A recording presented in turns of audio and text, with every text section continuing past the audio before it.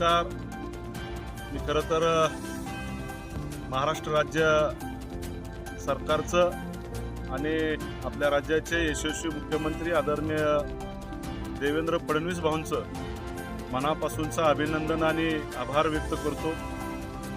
गेल्या अधिवेशनामध्ये पुण्यश्लोक अहिल्यादेवी होळकर कर्जमुक्ती योजनेची घोषणा खऱ्या अर्थानं राज्य सरकारने आणि आदरणीय देवेंद्र फडणवीस भाऊंनी केली आणि त्याची गती या पावसाळी अधिवेशनामध्ये देण्याचं काम आदरणीय देवेंद्र भाऊंच्या नेतृत्वामध्ये करण्यात आलं. खरं तर देवेंद्र भाऊंनी त्यांच्या कार्यकाळामध्ये महाराष्ट्राला 2 वेळा कर्जमुक्ती दिल्या आणि आताच्या काळामध्ये आताच्या सरकारमध्ये पुण्यश्लोक अहिल्यादेवी होळकर कर्जमुक्ती योजना अशा 2 कर्जमुक्ती योजना राज्य सरकारच्या वतीनं देण्यात आल्या. त्यामध्ये गेल्या वेळच्या सरकारच्या माध्यमातून जवळपास 38,000 कोटीची कर्जमुक्ती योजना तमाम महाराष्ट्रातल्या शेतकरी बांधवांना देण्यात आली आणि आत्ताची जी कर्जमुक्ती योजना आहे जवळपास 36,000 कोटीची कर्जमुक्ती योजना ही देवेंद्र भाऊंच्या नेतृत्वामध्ये महायुतीच्या सरकारच्या माध्यमातून देण्यात आलेली आहे. त्यामध्ये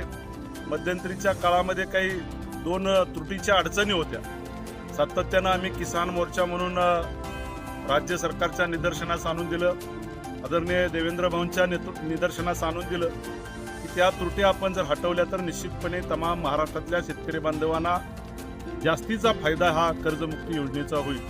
आणि त्या पद्धतीनं काल देवेंद्रजींनी घोषित केलं की जे 19-20ला जे रेग्युलर कर्जदार भरणार आहेत त्यांना सुद्धा यामध्ये समाविष्ट करण्याचं धोरण घेतलं.